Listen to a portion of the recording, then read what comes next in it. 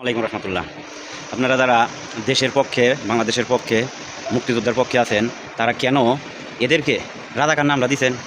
আমার মাথায় ধরে না, এদের রাজাকার নাম দিচ্ছেন কী জন্য? আসলে ইসলামে আমাদের প্রিয় নবী হযরত মুহাম্মদ সাল্লাল্লাহু আলাইহি ওয়াসাল্লাম এদেরকে কী নামে ডাকতো এবং এদের কী নাম তা এই ভিডিওতে শুনতে পাইবেন। তো যাই হোক, ভিডিওটা দেখুন। এবং তার আগে বলতে চাই, যারা আমিনুল রহমান, আমির হামজা, আরও বিভিন্ন যেসব বক্তাগুলো আছে, ঠিক আছে, তারা কি কোরআনের পক্ষে ওয়াজ করছে, আর এই বক্তাটা কি কোরআনের বিপক্ষে ওয়াজ করতেছে?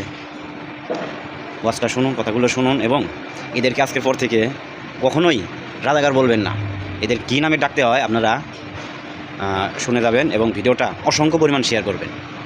আওয়ামী লীগওয়ালারা ইসলামের ব্যানার টানাইয়া মানুষের ধোকা দেয় না, বিএনপি ওয়ালারা ইসলামের ব্যানার টানাইয়া মানুষের ধোকা দেয় না। তারা বলে না আমরা ইসলামের ব্যানার লাগাইছি, আসো আমরা ইসলাম কায়েম করব।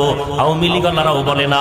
অতএব তাদের নিয়ে টেনশন নাই, টেনশন আমাদের তাদেরকে নিয়ে যারা ইসলামের ব্যানার টানাইয়া আবার বলে আমি মাওলানা, আমি বড় ডক্টর, আমি বড় একজন আলেম, আলেমের নাম নিয়া বক্তা হইয়া চেয়ারে বৈশা উম্মতের সামনে বয়ান করে কয় নবীরাও ভুল করেছেন, আল্লাহ নবীদের দিয়া ভুল করাইছেন।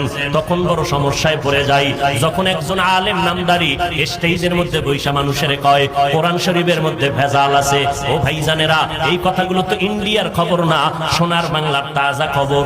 বেশি এক বছর হয় নাই, কয়েক মাস আগের খবর শুনাইতেছি। ইউটিউব সার্চ দিয়া বের করো ওই বক্তা কারা। এই ময়দানে আইসা বলে কাজা নামাজ পড়া লাগবে না, বক্তা হইয়া বলে নফল ইবাদত লাগবে না, বক্তা হইয়া বলে জুমার আগে সুন্নাত লাগবে না, বক্তা হইয়া সাধারণ মানুষের বয়ান দিয়া বলে বেশি বেশি নফল ইবাদতের দরকার নাই। এইভাবে কথা বলিয়া বলিয়া উম্মতের বিভ্রান্ত করে।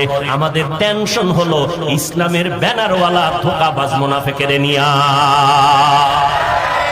১৫০০ বছর আগে মদিনাওয়ালা নবী বলছেন, এই উম্মতেরা আলেম দেখলে যাইও না, সাবধান। এই জমিনের মধ্যে একদল উলামা থাকবে চূড়ান্ত খারাপ, আর একদল উলামা থাকবে চূড়ান্ত ভালো।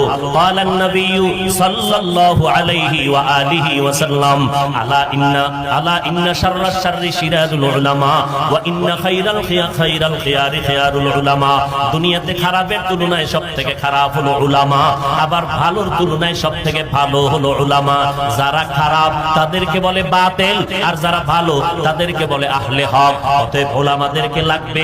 উলামা কেরাম ছাড়া আমল করা যাবে না, উলামায়ে কেরাম ছাড়া নিজের অন্তর ধোলাই করা যাবে না, নবীর আদর্শ খুঁজে পাওয়া যাবে না। তবে খবরদার, উলামাদের কাছে যাইতে গিয়া বাতিলের কাছে যেন না যাই। সাবধান সাবধান, যারা কাজা নামাজ লাগবে না বলে তারা বাতিল, যারা বলে বেশি নফল ইবাদত লাগবে না তারা বাতিল, যারা বলে বিতিরের নামাজ লাগবে না তারা বাতিল।